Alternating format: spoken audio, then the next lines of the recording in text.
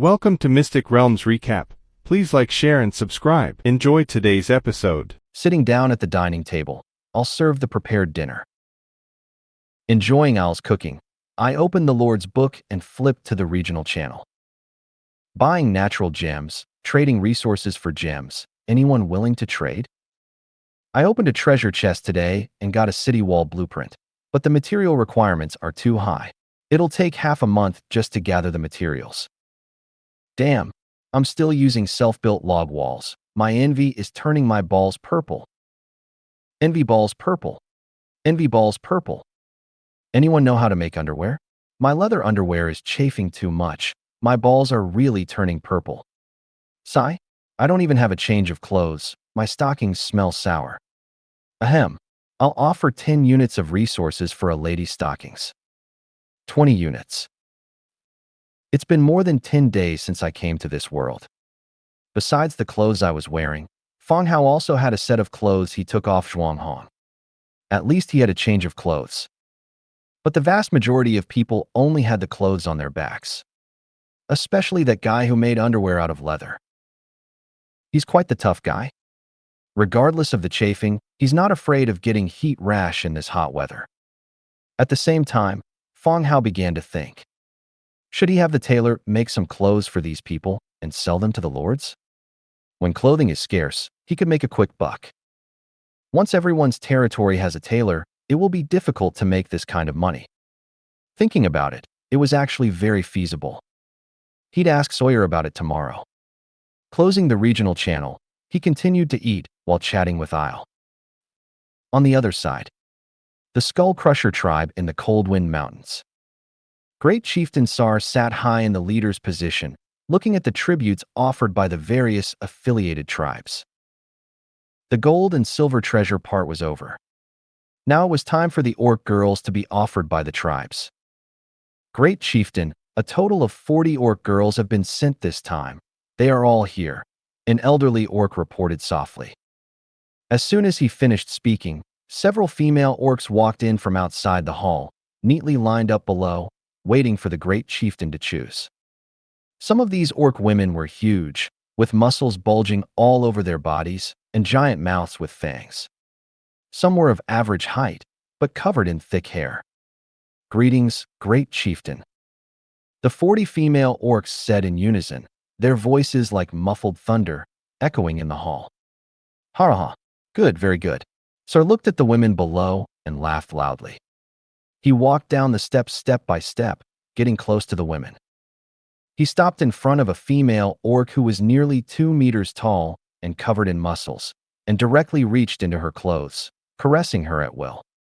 Nodding with satisfaction, "You stay, the rest of you can go back." The selected female orc looked happy, while the others retreated with some frustration. With no one in the hall, Sar directly pressed the female orc onto the chair, her buttocks sticking up high. Just as he was about to enjoy himself, a report suddenly came from outside the door. Great Chieftain, the scouting team has returned and is waiting outside the door. Sar's expression froze, and a hint of anger flashed in his eyes. Caressing the female orc's body, he finally suppressed the desire in his heart and said softly, "Go to the inner chamber and wait for me." The female orc nodded and walked into Sar's bedroom. Sar returned to his seat and said loudly, "Let them in." The door opened, and an orc captain strode in. "Great Chieftain," the orc saluted. "Speak, what's the situation?" Sar's tone revealed dissatisfaction. "Great Chieftain, we have found the location of the other party's city. The city walls and arrow towers are complete, and the troops are all low-level skeleton soldiers," the orc captain reported loudly.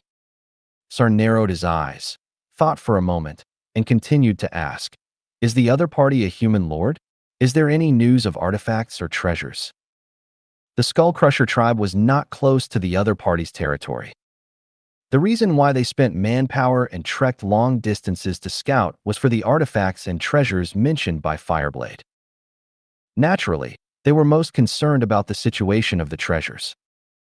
Because there are too many of them and the patrol range is very large, we didn't see the other party's lord, but judging from the smoke rising from the city every day, The other party should be the human lord mentioned by Kent, the orc captain continued.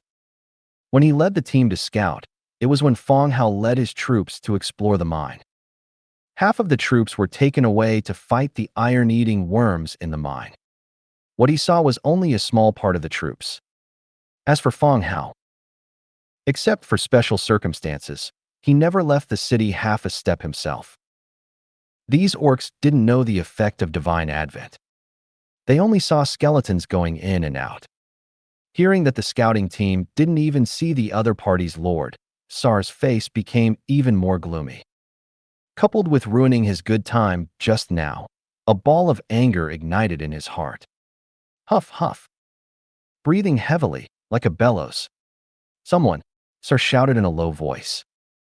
2 orc soldiers standing guard outside the door immediately walked in. Great chieftain.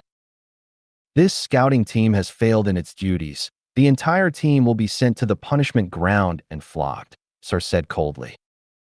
The orc captain's body trembled violently.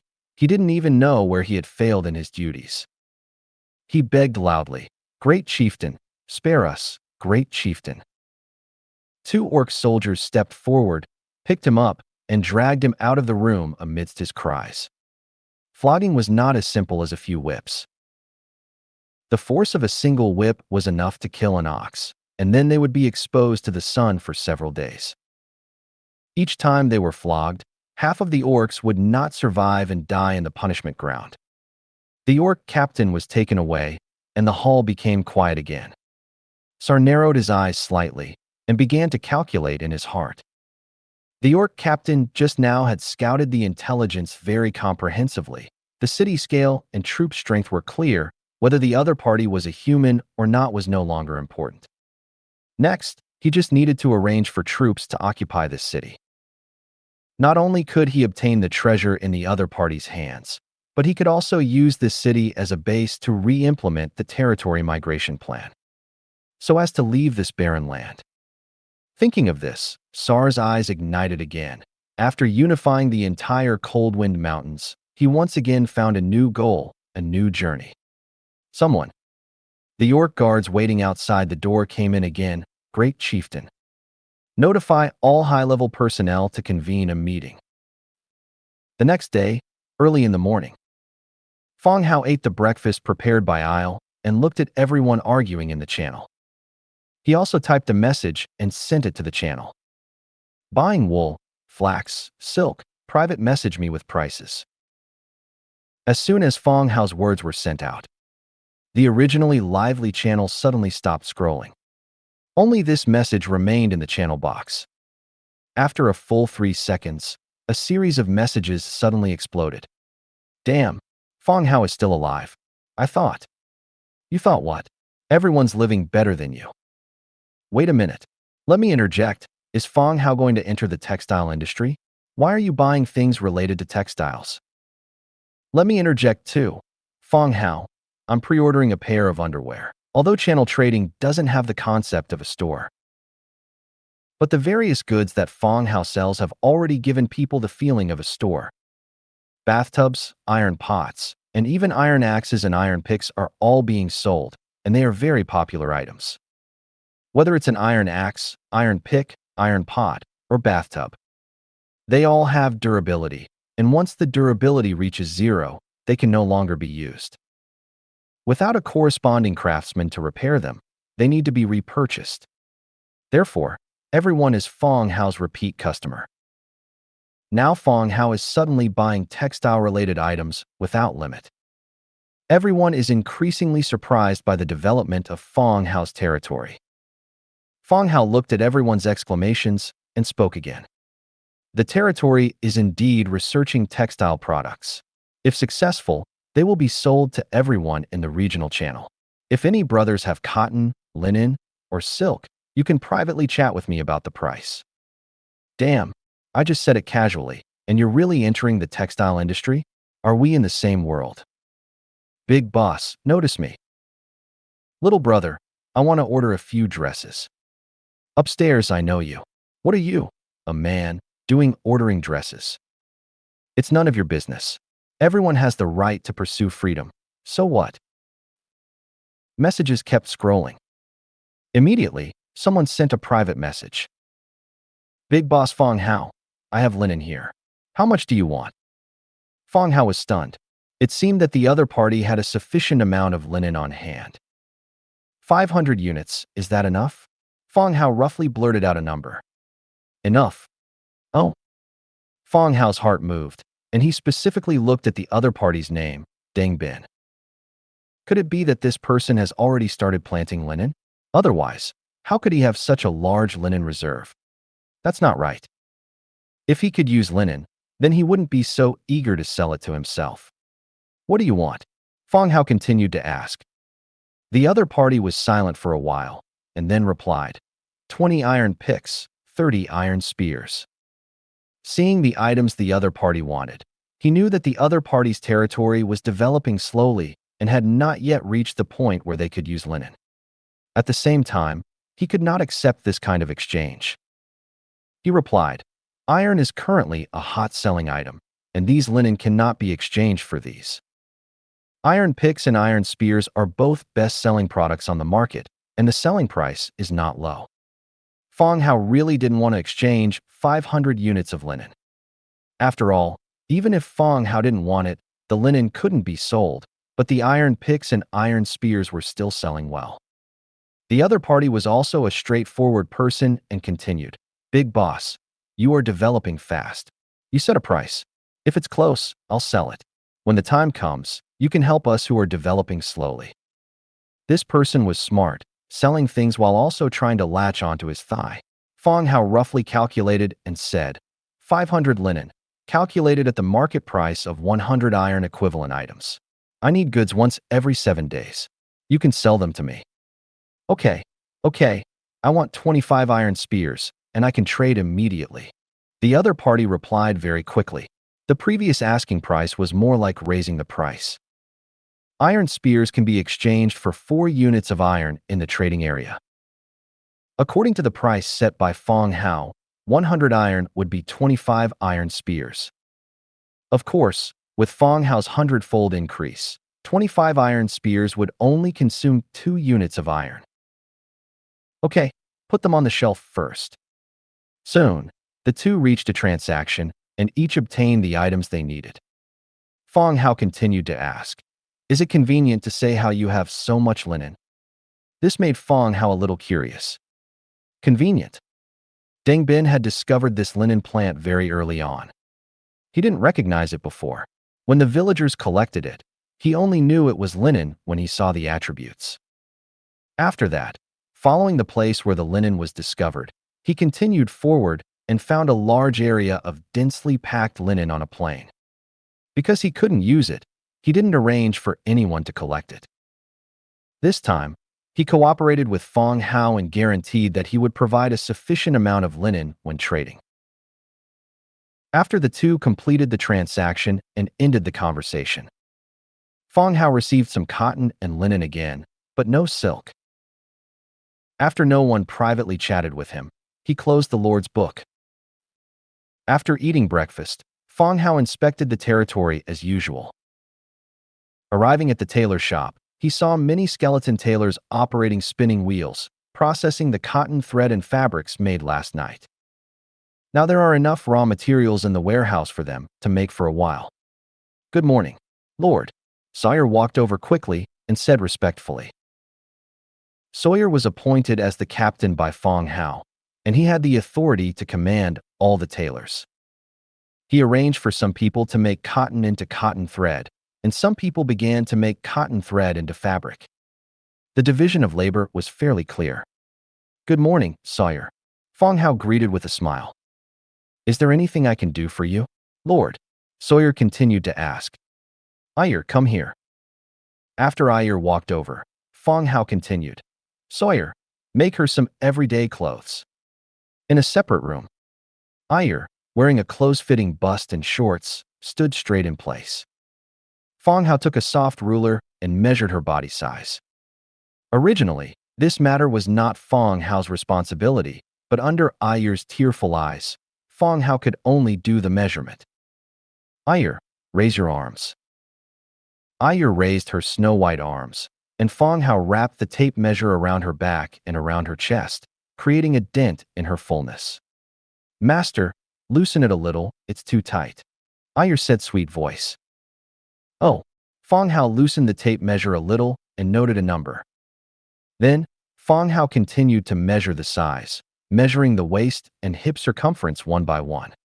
"Ayer, your legs are not proportional." Fang Hao wrapped the tape measure around her thigh again. Ayer's thighs were delicate and smooth, especially the proportion of her height, which was long and thin. If it were placed in the modern world, it would definitely overshadow most female stars. "Master, do you like short legs?" Ayer asked softly, staring. No, I like long ones." "Nonsense, of course I like long ones." "Oh, that's good." Ayer breathed a sigh of relief and felt inexplicably happy. Soon, Fang Hao measured all the data. Then, it was Ayer's turn to learn from him and measure Fang Hao's data from head to toe. After all the measurements were completed, the two returned to the tailor shop and handed the data to Sawyer. "Let Sawyer make clothes for himself and Ayer first. The needs of other people in the channel can only be postponed for now." After inspecting the territory, Fang Hao walked back to the Lord's wooden house, just wanting to lie back on the bed and use the divine descent state to explore the map. Suddenly, the door was knocked again. "Master, Scholar Nelson is out and said he wants to see you." Ayer's voice sounded outside the door. "Nelson is out." It has been 4 or 5 days since Nelson entered the Organ Museum. According to his own statement, it was time to come out. Walking out of the Lord's wooden house, he saw Nelson standing there with a staff, and beside him was a tall skeleton hero. Sitting down at the dining table, Eeyore brought out the prepared dinner. While savoring Eeyore's cooking, I opened the Lord's book and turned to the regional channel. Buying natural gems, exchanging resources for gems. Anyone willing to trade? I opened a treasure chest today and got a city wall blueprint, but the material requirements are too high. It'll take half a month just to gather the materials. Damn it, I'm still using self-built log walls. I'm so jealous. Sigh, I don't even have a change of clothes. My stockings smell sour. Ahem, I'll offer 10 units of resources for a lady's stockings. 20 units. It had been more than 10 days since I arrived in this world. Besides his own clothes, Fang Hao also had a set of clothes he took from Zhuanghong. He had clothes to change into. But most other people only had the one set they were wearing, especially the one who used leather for underwear. He was quite a man. At the same time, Fang Hao also began to ponder. Should he have the tailors make some clothes for these people and sell them to the various lords? In times of clothing shortage, he could make a quick buck. Once every lord's territory had tailors, this opportunity would be hard to come by. Thinking about it, it seemed highly feasible. He would ask Sawyer tomorrow. Closing the regional channel, he continued eating while chatting casually with Eeyore. Meanwhile, in the Frostwind Mountains, Skullcrusher tribe. Great Chieftain Thrall sat high on his leader's seat, looking at the tributes sent by the various affiliated tribes. The gold, silver, and treasure segment was over. Now it was time for the orc maidens offered by each tribe. Great Chieftain, a total of 40 orc maidens have been sent this time. All here, an elderly orc reported softly. As soon as he finished speaking, several female orcs walked in from outside the hall, lining up in a neat row, awaiting the Great Chieftain's selection. Among these female orcs, some were massive, with bulging muscles and large, tusked mouths. Others were of average height, but covered in thick fur. Greetings, Great Chieftain. The 40 female orcs spoke in unison, their voices like muffled thunder, echoing through the hall. Ha ha, good, very good. Thrall laughed heartily, looking at the women below. He walked down the steps, approaching the women closely. He stopped in front of a female orc nearly 2 meters tall and covered in muscles, directly reaching his large hand into her clothes. He nodded with satisfaction. You stay? The others can go back for now. The chosen female orc's face lit up with joy, while the others retreated with some disappointment. With no one else in the hall, Thrall directly pressed the female orc onto a chair, her buttocks raised high. Just as he was about to enjoy himself, a report suddenly came from outside the door. Great Chieftain, the reconnaissance team has returned and is waiting outside. Thrall's expression hardened, and a hint of anger appeared in his eyes. He stroked the female orc's body, finally suppressing the desire in his heart, and said softly, "Wait for me in the inner chamber." The female orc nodded and walked into Thrall's bedroom. Thrall returned to his seat and said loudly, "Let them in." The door opened, and an orc captain strode in. "Great Chieftain," the orc saluted. "Speak, what's the situation?" Thrall's tone revealed dissatisfaction. "Great Chieftain, we have found their city. It has complete city walls and arrow towers, and all their troops are low-tier skeleton soldiers," the orc captain reported loudly. Thrall narrowed his eyes, thought for a moment, and continued to ask, "Is the opponent a human lord? Is there any news about artifact treasures?" The Skullcrusher tribe was not close to the opponent's territory. The reason they expended manpower and traveled long distances for reconnaissance was for the artifact treasures mentioned by Fireblade. Naturally, they were most concerned about the treasure's situation. Due to the large number of their personnel and the extensive patrol range, we did not see their lord.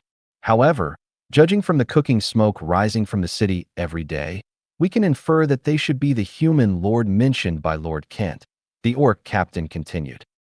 When he led the reconnaissance team, it was when Fang Hao was leading troops to explore the mine. Half of the troops were taken away to fight the iron-eating worms in the mine. What he saw was only a small portion of the forces.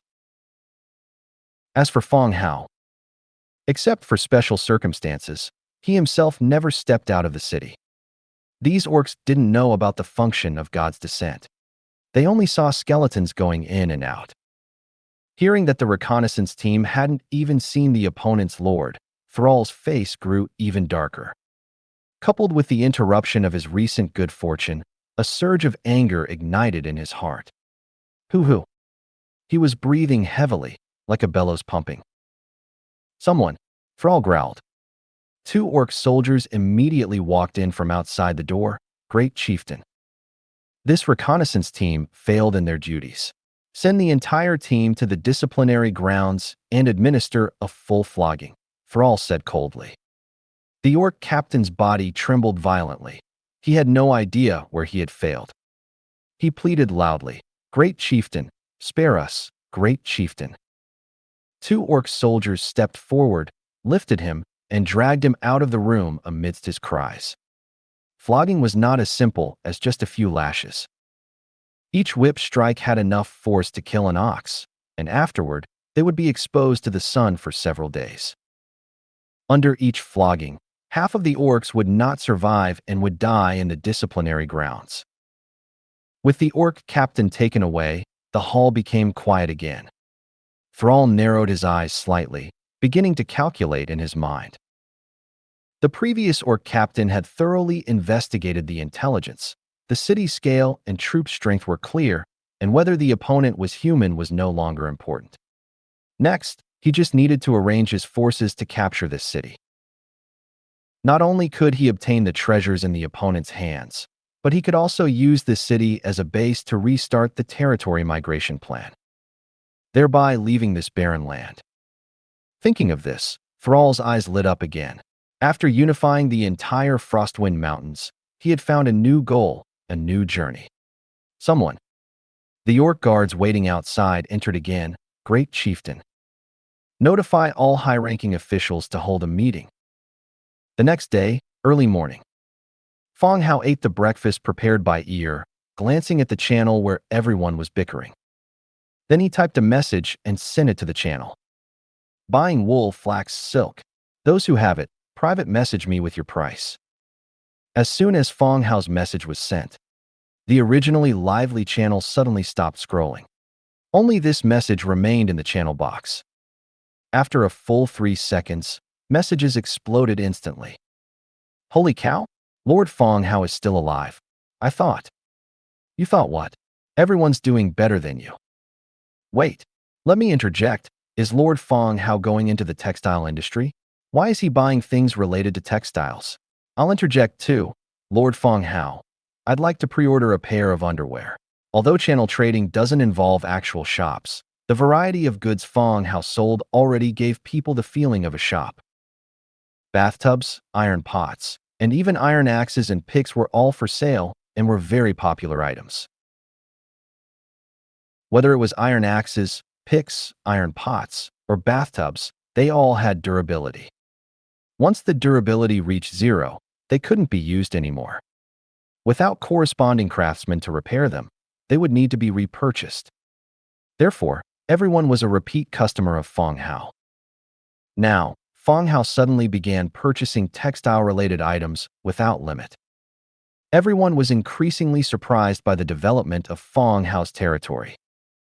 Fang Hao watched everyone's excited reactions and spoke again. The territory is indeed researching textile products. If successful, they will be sold to everyone on the regional channel. If any brothers have cotton, flax, or silk, you can message me privately to discuss the price. Holy crap, I just said it casually, and you're really entering the textile industry? Are we in the same world? Big boss, remember me. Little brother, I want to order a few dresses. Upstairs, I know you. What are you, a man, doing ordering a dress? Mind your own business. Everyone has the right to pursue freedom, all right. Messages scrolled nonstop. Then, someone immediately sent a private message. Big boss Fang Hao, I have flax here. How much do you need? Fang Hao was startled. It seemed the other party had quite a lot of flax. 500 units, is that enough? Fang Hao roughly stated a number. Enough. Oh. Fang Hao's heart stirred, and he specifically looked at the other party's name, Deng Bin. Had this person already started planting flax? Otherwise, how could he have such a large reserve of flax? That's not right. If he could use flax, he wouldn't be so eager to sell it to him. What do you want? Fang Hao continued to ask. The other party was silent for a moment, then replied, 20 iron picks, 30 iron spears. Seeing the items the other party wanted, Fang Hao knew that their territory was developing slowly and had not yet reached the stage where they could use flax. At the same time, he couldn't accept this exchange. He replied, iron is currently a hot-selling item. This flax can't be exchanged for these. Iron picks and iron spears were both hot-selling products on the market, and their selling prices were not low. For 500 units of flax, Fang Hao really didn't want to trade. After all, if Fang Hao didn't want it, the flax wouldn't sell, but iron picks and spears would still be popular. The other party was also straightforward and continued, Big boss, you're developing quickly. You name a price, and I'll probably sell it. When the time comes, you can help us who are developing slowly. This person was quite clever. He was selling his goods and also intentionally trying to latch on to Fang Hao's influence. Fang Hao calculated roughly and said, 500 flax will be settled at the market equivalent of 100 iron. I'll need supplies once every 7 days, and you can sell them all to me. Okay, I want 25 iron spears, and we can trade immediately. The other party replied quickly. His previous asking price seemed more like a way to inflate the price. Iron spears could be exchanged for 4 units of iron in the trading area. According to the price Fang Hao set, 100 iron would be 25 iron spears. Of course, with Fang Hao's 100-fold increase, 25 iron spears only consumed 2 units of iron. Okay, put them up. Soon, the two reached a deal, and both obtained the items they needed. Fang Hao continued to ask, is it convenient to tell me how you have so much flax? This made Fang Hao a bit curious. It is. Deng Bin had discovered this flax plant very early on. He didn't recognize it before, but when his villagers collected it, he saw the attributes and knew it was flax. Afterward, following the place where the flax was found, he continued forward and discovered a vast, dense area of it on a plain. Since he couldn't use it, he didn't arrange for anyone to collect it. This time, cooperating with Fang Hao, he guaranteed that he would provide a sufficient quantity of flax during the trade. After the two completed the trade and ended their conversation, Fang Hao received some more cotton and flax, but no silk. Only after no one else messaged him privately did he close the Lord's book. After breakfast, Fang Hao patrolled the territory as usual. Arriving at the tailor shop, he saw many skeleton tailors operating spinning wheels, processing the cotton thread made last night into cloth. Now, the raw materials in the warehouse were sufficient, enough for them to produce for a while. "Good morning, Lord," Sawyer strode over and said respectfully. Sawyer had been appointed captain by Fang Hao and had the authority to command all tailors. He arranged for some of them to make cotton thread from cotton and others to start making cloth from the cotton thread. The division of labor was quite clear. "Good morning, Sawyer." Fang Hao smiled and greeted him. "Is there anything I can do for you, Lord?" Sawyer continued to ask. "Ear, come here." After Ear walked over, Fang Hao continued. "Sawyer, make some everyday clothes for her." In a separate room, Ear stood still, wearing a tight chest wrap and shorts. Fang Hao held a soft ruler and measured her body size. Originally, this matter was not Fang Hao's responsibility, but under Ear's tearful gaze, only Fang Hao could do the measuring. "Ear, raise your arms." Ear raised her fair arms. Fang Hao wrapped the tape measure around her back and chest, creating an indentation in the fullness. "Master, loosen it a bit, it's too tight like this," Ear said softly. "Oh." Fang Hao loosened the soft ruler a little and noted down a number. Next, Fang Hao continued to measure, taking the waist and hip measurements one by one. "Ear, your legs are disproportionately long." Fang Hao wrapped the soft ruler around her thigh again. Ear's thighs were delicate and smooth, especially their proportion to her height, long and slender. In the modern world, she would definitely outshine most female stars. "Master, do you like short legs?"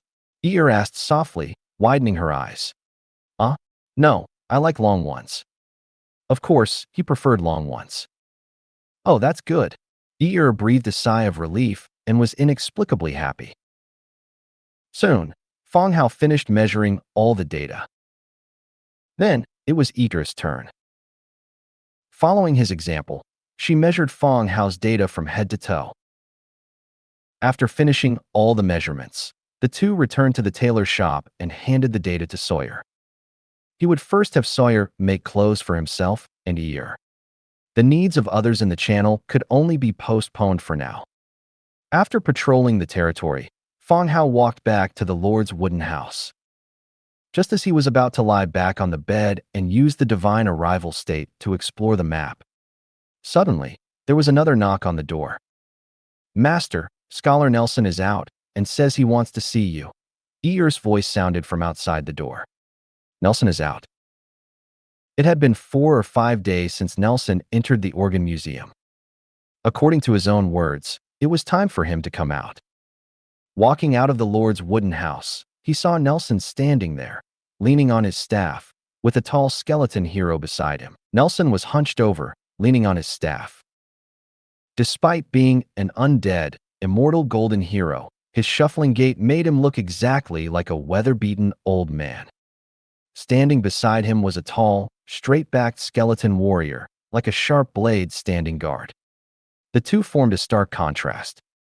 "My lord." Nelson bowed slightly. "Scholar Nelson." Fang Hao smiled. The more Fang Hao interacted with the undead, the more he wondered. Why were the living factions so resistant to the undead?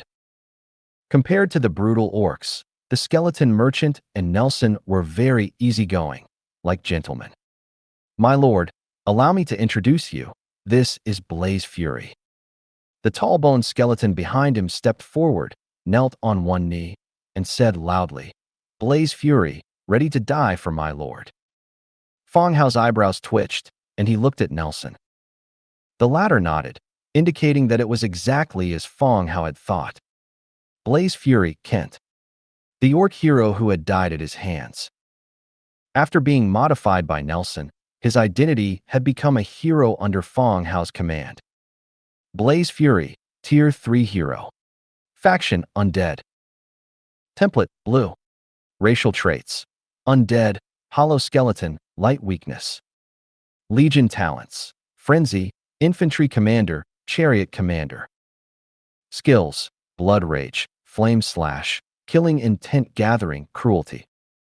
Innate abilities, advanced tactics mastery, advanced horsemanship mastery, advanced command mastery, advanced two-handed weapon mastery. Frenzy, combat units under command gain 1% strength for 5 seconds after killing or assisting in killing an enemy.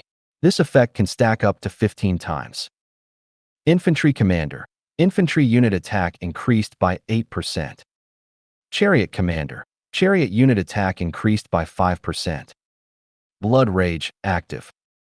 Upon entering combat, the hero enters a state of rage, increasing all attributes by 10%. Flame slash, active. Swings a sword, burning the air, dealing 100% fire damage. Killing intent gathering, passive.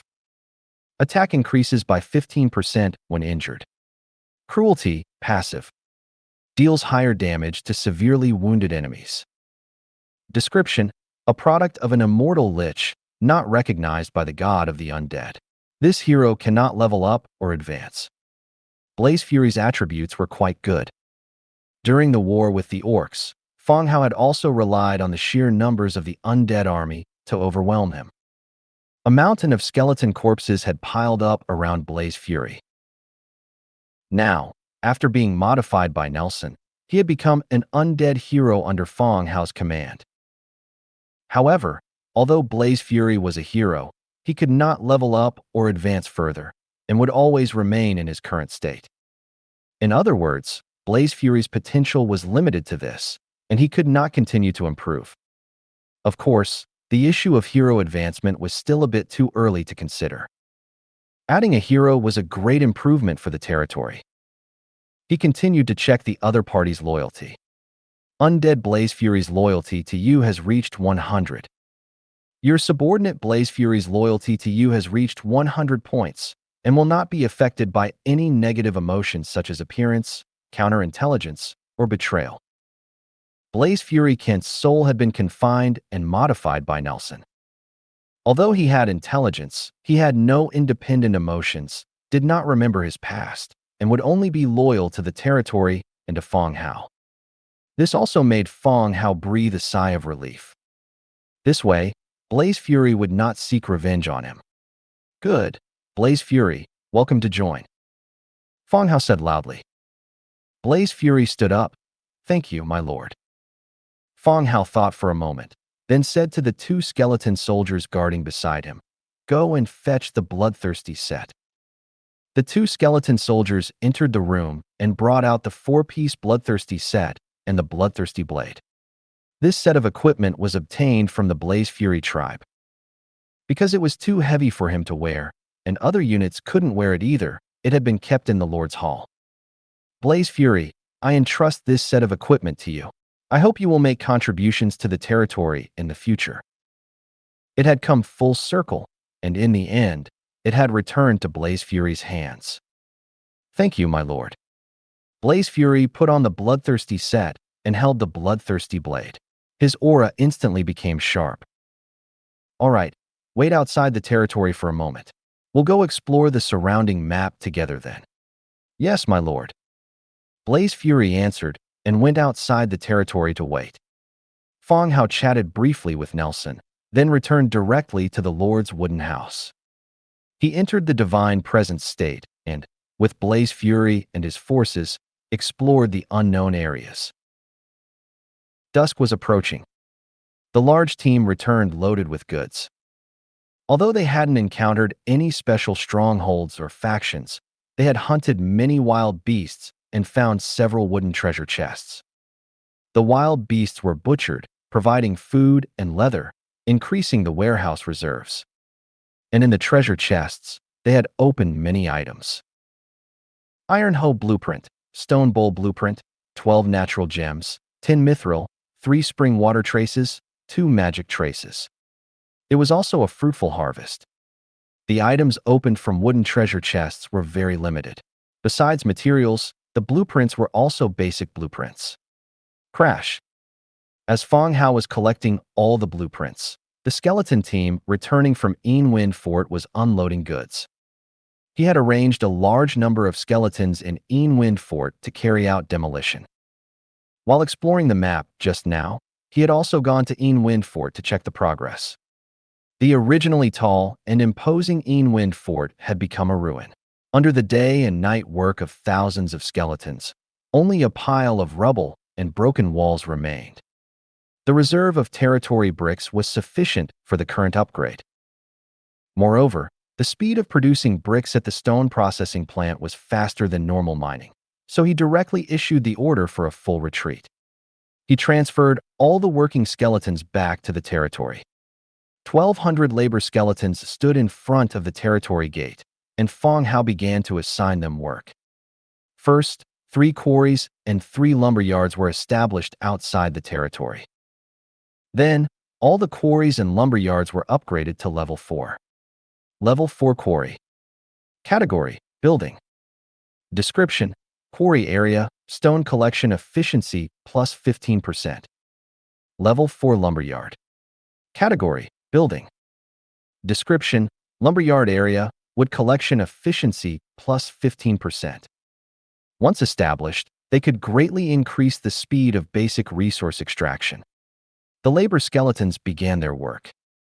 Fang Hao returned to the territory to upgrade other buildings. He upgraded the underground mausoleum, warehouse, burial ground, city wall, arrow tower, and corridor of the dead to level 4. When all the upgrades were completed, the area where resources were stored in the territory instantly became empty. After finishing everything, it was time for dinner. Perhaps because she was about to get new clothes, Ear was clearly in a good mood. While introducing the ingredients for dinner to Fang Hao, she also actively fed him. Just as the two were enjoying dinner, the long-awaited system prompt sounded again in everyone's ears. Congratulations, you have successfully survived for 13 days. In 10 hours, all surviving Lord territories will enter the mandatory mission Nature's Revenge. At that time, all territories will be attacked by Nature's Guardians. The number of Nature's Guardians will be adjusted based on the total amount of resources collected within 14 days. Good luck. The sudden mission made Fang Hao slightly stunned. He immediately turned to look at the wooden board beside him that recorded the time. Today was the 13th day of the transmigration. In 10 hours, it would be the 14th day. Could it be that there would be a mandatory mission every 7 days? The system prompt rang out again, giving Fang Hao no time to consider. Challenge mission: Nature's Revenge. Accepted. Mission content: stop the attacking Nature Guardians. Mission description: your wanton logging and mining have angered the Nature Guardians. They will take revenge and retaliate against your actions, dispatching 120,000 troops. Good luck. Looking at the mission, Fang Hao frowned slightly. An unknown force transported them to this world. Forcing everyone to engage in a military competition for an unknown reason, the losers will be cruelly eliminated in the competition. Everyone is working hard to survive, mining resources, and developing their territories at all times. Now you tell me that this is destroying the environment and being punished by nature. Not mining is death. Mining is said to be destroying the environment. You're doing both. How are people supposed to live? Fang Hao directly opened the Lord's book to see if everyone else had received the mission. Sure enough, as soon as he opened it, people were discussing the matter. It's over, I'm going to die. Tomorrow I'll be attacked by 12 of some kind of guardian. How am I supposed to survive? Seriously, the person upstairs is still not satisfied? I'm being notified that there are more than 50 guardians here. Stop arguing. Doesn't the prompt say that the number of monsters assigned is based on the amount of resources mined in the territory? The more resources you mine, the more guardians will attack your territory. Why? I exchanged all my resources with Boss Fang Hao for food and equipment. Why are you looking for me? That's right. Exchange some weapons with Boss Fang Hao. My territory is just about to develop. I don't want to die. Boss, I want to exchange equipment with you too. Immediately afterwards, Fang Hao's lord's book rang non-stop, as if it was about to explode. Countless people were chatting privately, exchanging weapons, armor, and food. Currently, Fang Hao's sales of equipment are relatively limited. The weapons are iron spears, and the armor is a set of leather armor. As for the green plate armor and more sophisticated weapons, Fang Hao did not sell them. He still kept a trick up his sleeve. In this world, even when selling weapons, you must maintain the advantage of your own equipment. Recently, there has been a period of peace. Equipment and meat are not selling very well. Now is the perfect time to make a large profit from the war. Trader, Fang Hao. Registered items, iron spears. Quantity, 10,000. Price per spear, for iron ore or any rare resource. Note, if you have special items, you can privately chat to increase the amount of food. Then he put up 10,000 sets of leather armor and 5,000 units of meat to exchange for various scarce resources. Fang Hao was not short of ordinary resources. He wanted those scarce resources. His own ability was naturally limited, but there were many people in the area, so these resources would not be difficult to obtain. Weapons, armor, and food. As soon as the 3 public listings came out, the channel was boiling again. Seriously, 10,000 weapons and equipment as soon as they are listed. Is Boss Fang Hao running an armory? At critical times, we still have to rely on Boss Fang Hao. No one else can do it. Stop talking nonsense. The quantity is about to be snatched up. Damn, you beasts, you're so fast. At the same time, Fang Hao also received many private chats. Removing those who planned to buy on credit, and those whose resources Fang Hao couldn't use. Finally, he selected 2 people who had blueprints. Boss Fang Hao, I have a blueprint here. See how many iron spears I can exchange for it. Civilian house building blueprint. House building blueprint. Category, building blueprint. Description, can build ordinary civilian houses with no special functions. This kind of house is different from the human camp's own civilian house. The built-in civilian house is a functional building, which, in addition to providing accommodation, also provides the function of recruiting farmers. The house building is just an ordinary house, providing accommodation to shelter from the wind and rain without special functions. I'll give you 5 iron spears, Fang Hao replied. The other party was silent for a while and finally nodded and agreed. Tomorrow's battle was imminent, and there were no resources to exchange, so they had no choice but to exchange the blueprint. Even if they were at a slight disadvantage with 5 iron spears, they could only bite the bullet and exchange it. Only those who survive can talk about the future. The 2 completed the transaction. Fang Hao also got the blueprint as he wished. Next, Fang Hao successively exchanged many blueprints from other lords. Nightstand production blueprint, white. Wooden cheval de frise production blueprint, white. Wool carpet production blueprint, white. Leather backpack production blueprint, white. Tough fishing rod production blueprint, green. One blueprint after another, Fang Hao was full of harvest. This transaction was equivalent to his harvest from clearing 2 or 3 small strongholds. Master, would you like some fruit? After finishing dinner, Ear asked softly while cleaning up the dishes. Sometimes Fang Hao was busy and would leave in a hurry after eating. Well, that's fine. By the way, call Nelson and Fireblade first. I have something to tell them, Fang Hao said softly. Oh, okay. Ear strode her long white legs and hopped to find Nelson and Fireblade. Although there were not many people in the territory, the scale was already not small. Fang Hao sometimes wondered. People in the channel always said that their territory had recruited some refugees, including some with special skills. Why doesn't even a bird fly to his place? If 2 refugees also came, it could also add some popularity to the territory. Before long, Nelson and Fireblade walked over quickly. They bowed slightly when they saw Fang Hao. "Lord, you called us." "Well, I have something to tell you. I just got the news that the territory will be attacked tomorrow. You two should be prepared," Fang Hao said softly. Hearing this news, both Nelson and Fireblade looked at each other. "Lord, where did you get the news from? Is it accurate?" Nelson asked curiously. "Absolutely accurate. The attack will be launched tomorrow morning, with 120,000 troops," Fang Hao said firmly. Nelson continued to ask, "Then what is your plan, Lord?" Fang Hao rubbed his brow and said softly, "There are enough sacrifices in the territory. I will expand the territory's troops early tomorrow morning. Then Nelson will command the ranged troops, and Fireblade will command the infantry." In fact, there was no special plan. He didn't even know what the enemy looked like. However, as the heroes in the territory, Fang Hao had to tell the two in advance so that they could be mentally prepared, so that they wouldn't be in a hurry and lose their composure when the battle started. "Lord, rest assured, Fireblade vows to guard the territory and protect your safety." Fireblade immediately stood up and said loudly. Fireblade was created with 100% loyalty. He was absolutely loyal to Fang Hao and the territory. Even if Fang Hao asked him to die, he would execute it immediately. Not to mention leading troops to fight. Hearing Fireblade's words, Fang Hao smiled slightly and comforted.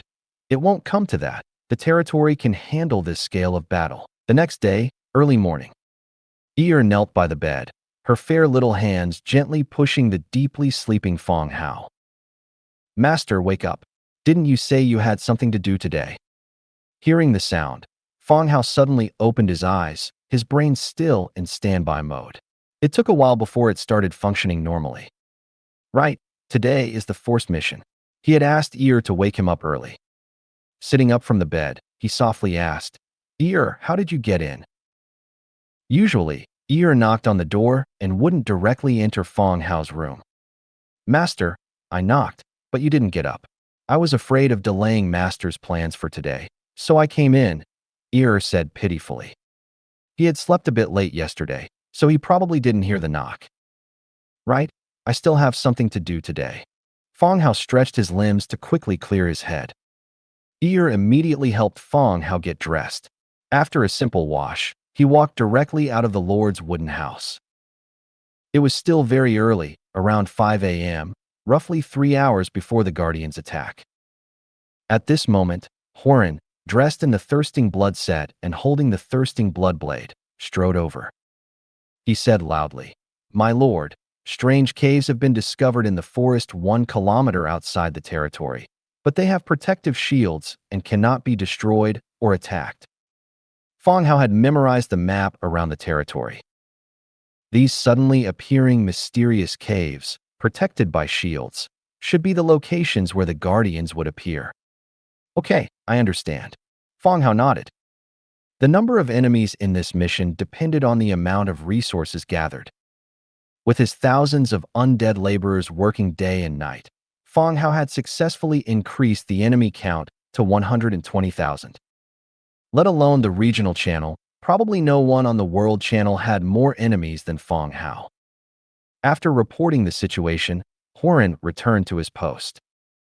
Fang Hao, on the other hand, headed to the barracks to expand the number of troops. First, he went to the Undead Mage Tower. "Do you wish to consume creeping spines to recruit undead mages?" He adjusted the recruitment quantity to 100 and clicked recruit. Hundredfold amplification triggered. Successfully recruited 10,100 undead mages. Instantly, 10,000 undead mages, standing tall and proud, appeared before Fang Hao. They were dense, like a sea of white bones. Fang Hao continued to craft 10,100 wooden root staves and 10,100 sets of leather armor to equip all the undead mages. Combined with the mages recruited last time, the territory now had a total of 10,201 undead mages. "Take your equipment and all get up on the city wall," Fang Hao said loudly. All the undead mages silently put on their equipment and walked straight to the city wall. Next, Fang Hao continued to recruit infantry. The number of skeleton spearmen was increased to 200,000 and skeleton soldiers to 200,000. However, due to the requirement of troll stone for recruitment, only 5,000 skeleton trolls were recruited. These 50 troll stones were exchanged on the channel over the past few days. In an instant, the entire city was packed full. Even the rooftops of buildings were covered with skeleton soldiers. This was also why Fang Hao chose to recruit early this morning instead of last night. Otherwise, with so many people, it would have been difficult to arrange them in the middle of the night. Hurin, Fang Hao shouted loudly. My lord. Hurin pushed through the crowd and walked over. These soldiers will be under your command. Set up camp outside the territory. Yes, my lord. Hurin waved his hand, organizing the skeletons to move out of the territory. Once all the skeletons had left the territory, Fang Hao continued to craft equipment and armor, having the skeletons transport them outside using carts. The troops were then equipped. The troops and equipment were sorted. Fang Hao continued to craft cheval de frise. The cheval de frise blueprint was obtained from selling iron spears yesterday. With a major battle imminent, he decided to craft them all. Wooden cheval de frise, with 12, hemp rope 8. The material cost wasn't high, and they were all basic materials. He set the crafting quantity to 100. Hundredfold amplification triggered. Obtained 10,100 wooden cheval de frise. Instantly, a large number of wooden cheval de frise appeared again. Wooden cheval de frise. Category: obstacle equipment. Description: the tops of wooden posts are sharpened and fixed crosswise. Can impede the movement of enemies and horses. Fang Hao had seen this type of obstacle in movies. In some films, mountain bandits would set up these roadblocks to prevent passage without paying a toll. It was considered a simple and effective tool. He arranged personnel to transport all the wooden cheval de frise outside the city and set them up on the enemy's inevitable path. My lord, everything has been arranged, Hurin continued. There are no issues with the mages either. Nelson also walked over. Fang Hao nodded and continued. Hurin, go search the area near the territory again and see if there are any other caves. If there are, inform me immediately. There was still some time before the start. Yes, my lord, I will go immediately. Hurin strode out. Fang Hao also returned to his room and entered the divine presence state. The next second, he possessed a skeleton soldier in the Piggyman village. At this time, Patty was leading the Piggymen, having just returned to the village from outside. Patty, Fang Hao said. Patty, who was in conversation, was slightly startled, then immediately realized it was Fang Hao. She hurried forward. Lord, have any caves or special buildings suddenly appeared near the village? Fang Hao asked. This was something he had just thought of. The forced mission was clearly aimed at them, the lords, and wouldn't affect the native villages.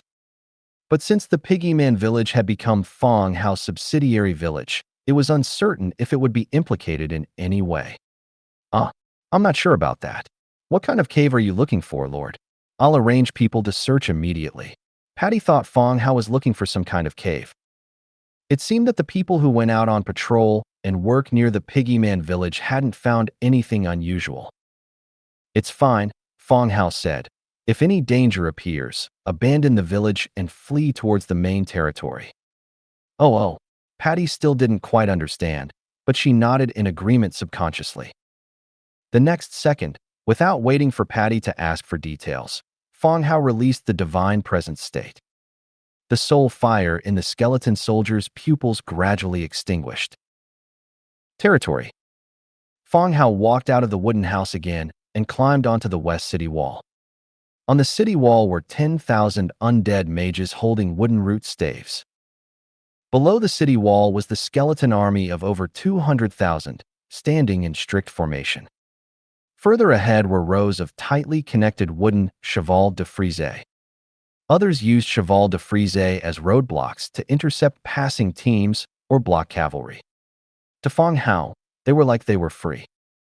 Looking down from the city wall, It was like the Great Wall built with mahjong tiles when bored as a child. When everything was ready, the system prompt appeared again. Mission officially begins. Good luck to you. At the same time, a long, melodious horn sound suddenly echoed in the sky, resounding throughout the entire area. Fang Hao sat in his chair and immediately cast Divine Presence, possessing a skeleton giant bat. He controlled the giant bat to soar into the sky and fly towards the direction of the caves. The view from the air was even more expansive. To Fang Hao's relief, enemies only appeared on the west side, with no signs of them in other directions. This allowed him to focus all his attention on the west, while only a small number of troops were needed to guard the other directions. Fang Hao controlled the giant bat and advanced quickly. Finally, he saw the strange cave that Horan had mentioned. Rather than a cave, it was more like a giant teleportation gate. At this moment, the teleportation gate formed a huge light screen from which a massive horde of monsters emerged. Spotted Giant Lizard Guardian, Tier 2. Nature Warrior Guardian, Tier 3. Nature Archer Guardian, Tier 3. Nature Mage Guardian, Tier 4. Dense crowds emerged from the light screen. They were not made of flesh, but humanoid creatures formed by twisted vines. Holding various weapons, they stiffly advanced towards the territory. Whoosh! Just then, an arrow shot towards him. Following that, countless arrows rained down, and in the next second, the skeletal giant bat controlled by Fang Hao was shot full of holes, like a pincushion. Fang Hao, awakened from his seat, looked coldly towards the west.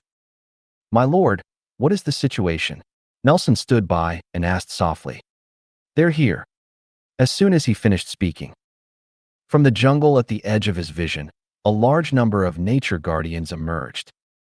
From a few, they became hundreds, then from hundreds to thousands, until the entire visible area was filled with enemies. There was not much assembly or formation. In the next second, all the advancing guardians roared, raised their weapons, and launched their attack. Tens of thousands of forest guardians, like a surging tide, rushed forward madly, hacking at the barricades ahead and leveling all obstacles. For a time, the entire area outside the territory was filled with the sight of enemies. So many, Nelson's face also changed. He did not know that the enemy would have 120,000 troops. Seeing such a large number, a hint of worry inevitably arose in his heart. "It doesn't matter, get ready, they won't win," Fang Hao said coldly. Nelson looked at Fang Hao seriously, struck his staff heavily on the ground, and said in a hoarse voice, "Mage Corps, prepare for battle." Tens of thousands of undead mages raised their staffs high and began to gather spells. Then, streaks of dark magic missiles flew out, exploding among the attacking guardians. In an instant, large numbers of guardians were blown away, suffering heavy casualties. The enemy's ranged units also began to counterattack. The archer guardians and mage guardians aimed at the city wall, shooting out streams of arrows and magic missiles. For a time, magic and arrows crisscrossed the battlefield above. Fang Hao, of course, was not idle either. Upon discovering an area where enemies were concentrated, he immediately unleashed the skill Starlight that came with the Starlight Staff. In the next second, streaks of fiery red meteors fell from the sky above everyone's heads, crashing onto the ground. While the ground shook violently, all enemies within the area were killed or severely wounded. And magic with fire attributes had a particular affinity for wood attribute species. The spreading flames burned to death a large number of enemies. Below the city wall, the melee guardians cleared away the barricades along the way and finally charged to the base of the wall. The skeleton spearmen tightened their formation, their shields forming an impenetrable iron wall. Spears extended from behind the shield wall, their cold, gleaming tips pointing straight ahead. Facing the sharp spears, the melee guardians showed no fear, relentlessly crashing forward without stopping. Their weapons hacked at the airtight shield wall, while the spears had already pierced their bodies. For a time, pale green blood, dyed the ground beneath their feet. Whoa! Just then, Fang Hao on the city wall blew the war horn. A faint ripple enveloped all the skeleton soldiers, granting them increased mobility and attack power. At the same time, he cast the skill cloud mist. The area of engagement below the city wall was instantly covered in a thick mist, engulfing the entire battlefield. Cloud mist was a new skill Fang Hao had learned the day before yesterday. He hadn't had a chance to use it until today, when he realized the skill was actually quite useful. The mist covered the entire battlefield, reducing enemy visibility by -75% and morale by -15%. His own soldiers, however, were unaffected. This significantly increased the army's advantage. Advance! Horan, leading the troops below, shouted loudly. Under the cover of the mist, the spear and shield wall began to push forward little by little, enduring the enemy's attacks. The spears cleared the path ahead, and enemies who charged into the formation were cut down by the sword and shield soldiers behind. Like a meat grinder, they slaughtered enemies whose tier far exceeded their own. Bang! Bang bang! Dense magic missiles bombarded the area below the city wall. After surveying the overall situation, Fang Hao immediately descended from the city wall, found a quiet spot, and cast Divine Descent. In the next second, faint blue soul fire ignited in the pupils of the skeletal giant bat. There were 10,000 skeletal giant bats here, which Fang Hao had arranged in the jungle outside the battlefield before the war began. At this moment, he used Divine Descent, leading 10,100 skeletal giant bats to fly into the sky. After circling around, they flew to the enemy's rear. With a dive, their huge, sharp claws directly pounced on a mage. Behind them, 10,000 giant bats did the same, diving down to engage the mage core in battle. The skeletal giant bat was a simplified version of the skeletal bat wolf. It was not as strong as the bat wolf itself. Otherwise, Fang Hao would have preferred to drag the enemy into the air and tear them to pieces. Mages had high attack, but their defense was not outstanding. Facing the attack of the skeletal giant bats, they quickly suffered heavy casualties. After eliminating the mage guardians, the skeletal giant bat swarm immediately changed direction again and pounced on the archer guardians who were still attacking the city wall. Below the city wall, the melee units. The melee guardians launched an even more frantic charge. The spotted giant lizard guardians ran quickly, their bodies like battering rams hitting the shields hard, willing to let spears pierce their bodies just to break through the shield wall. Horan followed the advancing team. He casually cut down 2 giant lizards that had charged in. Surveying the entire field again, the soul fire in his pupils flickered incessantly. Kill! Horan's low roar echoed from the formation. In the next second, the shields in the first row opened like gates, and a crimson flame blade flew out, cleaving through hundreds of enemies ahead. Immediately after, Horan, wielding his long saber, charged directly out of the formation and into the enemy. Behind him, 5,000 skeletal trolls followed closely. Led by Horan, they were even more like a sharp sword, piercing directly into the enemy formation and engaging in fierce combat. The entire force, the moment the shields opened, was like a lion that had lain dormant for many years, fiercely and brutally pouncing on the enemy. And the spear formation behind them was also rapidly advancing, performing the finishing blows in the rear. When more than half of the enemies were killed or wounded, the battle had begun to approach its end. These guardians had no emotions and did not know to flee. This sped up the progress of the battle. When Horan's saber pierced the last guardian, the battle was completely over. Lord, all enemy troops have been eliminated. Fang Hao nodded slightly. Very good. Horan, you've worked hard. Organize the men to clean up the battlefield and collect all the supplies. Yes, my lord. Under Horan's command, all the skeleton soldiers dispersed and began to clear the battlefield for spoils. After the natural guardian died, its corpse, along with the weapons and equipment it carried, withered and dissipated at a speed visible to the naked eye, like a withered plant. It left behind no wriggling spinal bones, nor weapons or equipment. What did drop, however, were various rare materials. Natural gems, mithril, magic essence, and so on. The battlefield was quickly cleared, and the various resources were collected and brought before Fang Hao. "My lord, all the spoils of war have been collected. Please examine them." Fang Hao walked down the city wall, surveying the spoils before him. Acquired: tough wood 13552, mithril 2424, traces of the earth 1345, traces of the forest 5422, natural gems 721, traces of the gods 12, natural essence 572, rich essence 451, magic essence 220, perfect essence 32.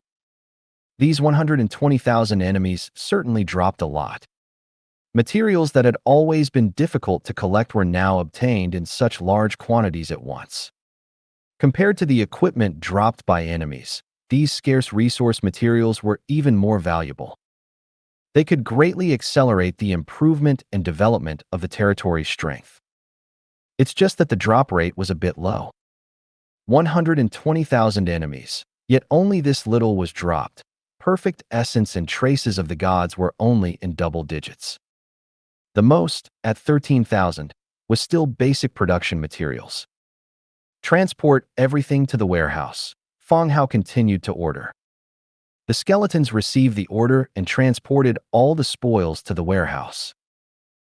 Just as Fang Hao was about to return to the city to upgrade the buildings using the resources, a plume of black smoke suddenly rose from the east of the territory, like a giant black serpent piercing into the sky. Fang Hao had seen this smoke during the last mandatory mission. It was Zhang Bin calling for help, a way to let nearby lords know his location.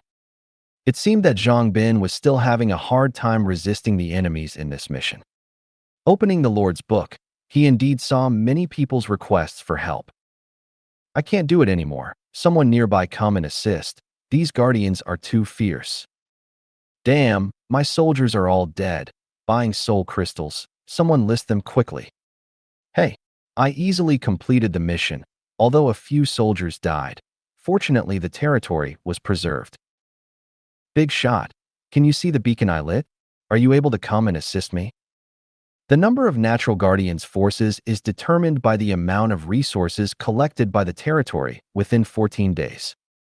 The faster the territory develops, the faster the resources are harvested, the more enemies appear in the territory. Your overall strength and the number of enemies are, in a sense, equal. Even so, there were still many lords who simply couldn't win and were constantly calling for help in the channel. The one about lighting the beacon was sent by Zhang Bin. Fang Hao thought for a moment, intending to go to Zhang Bin's territory to harvest another wave of rare resources. No, that's not right. It was to help a fellow transmigrator overcome the difficulties. "Nelson, I'm taking Fireblade out for a trip. Leave the territory to you," Fang Hao said. "Yes, my lord," Nelson said, immediately arranging for the skeleton soldiers to sweep the area outside the territory, clearing all the damaged roadblocks and placing the well-preserved ones around the roads of the territory. After Fang Hao finished explaining, he returned to his room and used Divine Advent to possess a skeleton soldier. Leading Fireblade and 20,000 skeleton soldiers, he headed towards Zhang Bin's territory. Zhang Bin's territory. The level 2 city wall was still made of logs. Zhang Bin, leading the territory's militia, was trying to stop the natural guardians' attack. Zhang Bin took the stone handed over by a farmer and smashed it hard towards the base of the city wall, cursing loudly, "Smash you grandsons to death. I'm developing so miserably, yet you're still retaliating against me."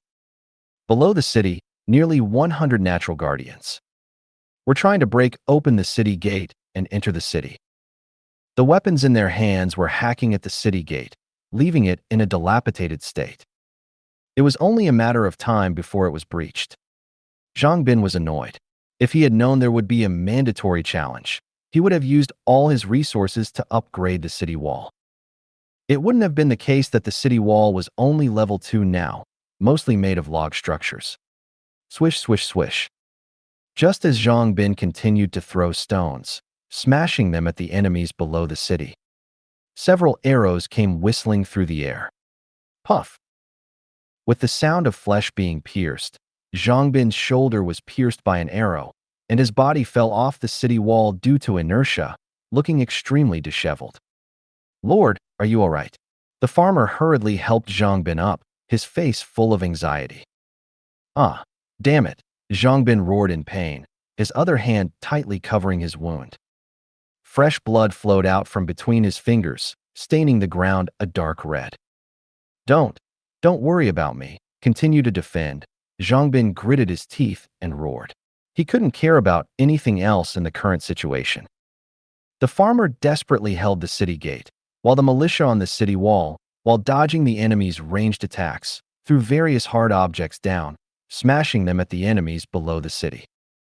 Even so, militia members on the city wall were constantly being hit by arrows, and the city gate was crumbling, and it looked like it wouldn't last much longer. Zhang Bin once again called for help in the channel, but his 10 speech opportunities had already been used up. All the information sank without a trace, drowned by streams of messages. Alas, if those skeletons could come again, that would be great. At this moment, he remembered the last mandatory mission. When he and the militia couldn't hold on any longer, a group of skeletons suddenly appeared, killing the attacking beast horde. How great would it be if those skeleton troops appeared again and fought these natural guardians? "Lord, the city gate can't hold anymore," the farmer shouted loudly. "Prepare for a desperate fight," Zhang Bin said, picking up the iron spear with one hand. Everyone gathered together, preparing for the final desperate fight. Fang Hao and Fireblade led the large force out of the forest. In the distance, Zhang Bin's territory was still under attack by the natural guardians. Faced with the attack of nearly 100 natural guardians, Zhang Bin's soldiers could only defend, relying on the city wall to make simple counterattacks. "Fireblade, eliminate all the natural guardians under the city wall," Fang Hao said. "Yes, my lord." Fireblade nodded, leading 10,000 skeleton soldiers straight out. Fireblade took the lead, the bloodthirst blade in his hand, like the scythe of the Grim Reaper, shattering all the enemies in front of him. The skeleton sea drowned the enemies, and the battle was over in a single exchange. The journey took 2 hours, but the battle time didn't exceed 5 minutes. "My lord, all eliminated. There are still some humans in the city. Should we kill them all?" Fireblade stepped forward and asked loudly. On the city wall, whether it was Zhang Bin or the group of human soldiers, their whole bodies trembled upon hearing the sentence. They almost collapsed to their knees. "First, clean up the battlefield and collect all the dropped resources," Fang Hao said, glancing at the people on the city wall and giving the order. The skeletons instantly dispersed and began collecting the items dropped on the ground. Unfortunately, there were too few enemies in Zhang Bin's territory, and only 42 rare resources were collected. Fang Hao was not satisfied with this harvest after a 2-hour journey. "Open the city gate," Fang Hao said in a low voice. Zhang Bin remained silent, unsure whether to open the city gate for a moment. Boom. Fireblade didn't give Zhang Bin time to think, and with a single slash, the city gate instantly split in two and crashed to the ground. Zhang Bin was startled and immediately woke up from his daze, leading a group of villagers down the city wall, and said loudly, respected sir, please don't kill us. We are willing to listen to your command." Zhang Bin wasn't foolish. The opponent possessed enough strength to kill everyone. The most obvious difference between the skeletons in front of him and the nature guardians who had just attacked was that these skeletons could communicate and negotiate, offering a chance for survival. If he wanted to live, he had to show an attitude of willing submission. In other words, this world was too dangerous, and attaching himself to a powerful entity might not be a bad thing. Fang Hao strode into the city, glancing at the cautious Zhang Bin beside him. He then walked directly towards the direction of the warehouse. This wasn't his first time in Zhang Bin's territory, and he was familiar with the locations of the warehouse and the Lord's wooden house. Arriving at the warehouse, he collected all the gem materials. Then he searched the Lord's wooden house. Finding nothing else to take, he directly left the opponent's territory and headed into the distance. Zhang Bin knelt in place, watching the gradually receding skeleton army with a group of militiamen. He was a bit confused. What did this mean? They left? Lord, your injury. A militiaman reminded him softly. All right, damn it, my hand. The oppressive feeling of the skeleton army was too strong. The moment the city gate broke, he thought he was going to die immediately. The fear of death made the pain in his arrow-struck arm less intense. But at this moment, being reminded, Zhang Bin immediately felt a tearing pain. The farmers immediately helped Zhang Bin walk towards the Lord's wooden house. The others began to repair the city gate. Leaving Zhang Bin's territory, Fang Hao immediately exited the divine descent state. With Fireblade leading the way, he didn't need to constantly use divine descent to guide them. Coming out of the room, he saw preparing dinner. Having been busy all day and not eating lunch, dinner was prepared a bit earlier. Master, please wait a moment. Dinner will be ready soon, said softly from the kitchen. Okay. Fang Hao walked out to the open space on the right side of the wooden house.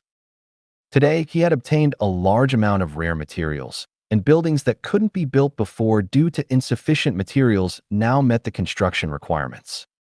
Spring of Rejuvenation, purple. Category, special building. Construction required.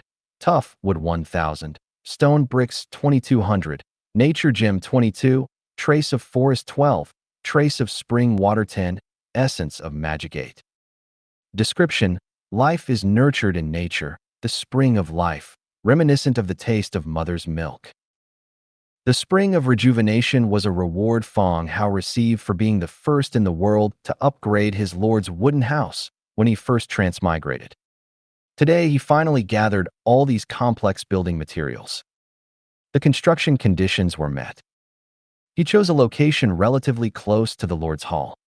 He chose to build. A light purple glow slowly rose, gradually forming the prototype of a pool. The surrounding ground began to rise, and plants emerged from the ground, growing leaves and blooming flowers. The flowers hung over the pool, condensing drops of dew that fell into the center of the pool. It took a full 20 minutes. The spring wall was finally completed. The entire building resembled a pool and flower bed. Green fluorescent light rose, emitting a faint upgrade glow and covered in fresh flowers. Spring of Rejuvenation. Effect: Spring of Rejuvenation. Spring water production, 1 unit/per hour. Well capacity, 50 units. Spring of Rejuvenation. Spring water blessed by nature. Drinking it can heal certain injuries, restore mental strength, and long-term drinking can improve physical fitness. Description: life is nurtured in nature, the spring of life, reminiscent of the taste of mother's milk. Mother's milk? Why does this description look more and more like a powdered milk advertisement? And it's the kind of powdered milk that's mixed with sweeteners. The pool, emitting a fluorescent light, was as clear as a mirror, reflecting the surrounding scenery. The flowers nearby condensed into pearl-like dewdrops, dripping into the pool and splashing crystalline water. The spring of rejuvenation in the pool was not the water in the pool. Instead, it was the dew condensed from the flowers hanging above, accumulated drop by drop. The most important thing was the effect of this spring of rejuvenation in healing injuries. It can be said that this spring water is a simplified version of a healing potion. Just drinking a cup can heal certain injuries. Fang Hao previously had a bottle of healing potion, but he later gave it to Dong Jieyue in an emergency. Now that the territory had the spring of rejuvenation, it was also a form of security for him. Moreover, long-term consumption could also improve physical fitness. That was even better. Treating illnesses when sick and strengthening the body when not. Wasn't this better than health supplements? Wow, it's so beautiful. It would be even better if we raised 2 fish in the pool. Eeyore walked over and said excitedly after seeing the spring of rejuvenation. Fang Hao was stunned and quickly said, "This is the spring of rejuvenation. If we get sick in the future, we'll rely on it to heal us. The water inside can't be messed with randomly." He was afraid that when he came back tomorrow, Eeyore would put 2 fish in it. By then, the water would have a fishy smell, and who would be able to drink it? "Oh, by the way, Master, dinner is ready. We can eat." Eeyore suddenly remembered why she had come over. She was supposed to call Fang Hao for dinner. "Let's go. From now on, we'll drink the water from here, and it can also strengthen our bodies." The two walked towards the wooden house, talking as they went. "Is this spring water that powerful?" Eeyore asked with some disbelief. She came from a small village of beastmen and had never heard of drinking water that could strengthen the body. "Of course, you'll know in the future." The two arrived at the dining table, and Eeyore began to bring out today's delicious food. Due to the great victory, Fang Hao had obtained a large amount of rare resources, so today's dinner was quite sumptuous. Vegetable soup, steamed fish, and pork chops. While enjoying the delicious food, Fang Hao opened the channel again. At this time, most lords' tasks had ended. "It's finally over, damn it. I almost died. This world is truly messed up. My soldiers, painstakingly recruited, half of them died, and the rest are injured. It's like going back to before liberation. Stop complaining." At noon, there were messages of distress all over the screen. "It's good enough to be alive. Trading special resources for healing items. Private message if you have any. Urgent. Stop dreaming. Where are their healing items now? I'm already lying down, waiting to slowly cool down." Fang Hao's eyes lit up. In today's trial mission, many lords were injured or their soldiers were injured. And so far, he hadn't seen any healing potions being sold on the market. There were some herbs, but the effect of these herbs on healing injuries was very insignificant. Didn't his spring of rejuvenation have a great business opportunity? Thinking of this, Fang Hao immediately put the spring of rejuvenation on the market. Trader, Fang Hao. Registered item, spring of rejuvenation. Quantity, 30 units.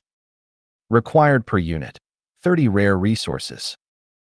Note, if you have special items or blueprints, you can private message.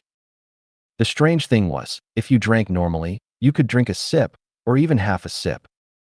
But when listing for trade, it had to be listed with 1 unit as the base value. It couldn't be sold by the sip or by the cup. The required trade was also very clear. This time, everyone had obtained a certain amount of rare resources. Even Zhongbin's territory had 40 units of resources for sale. He didn't want his other resources, only wanted to trade for the rare resources in everyone's hands. 30 units was not a small number, but most lords could afford it.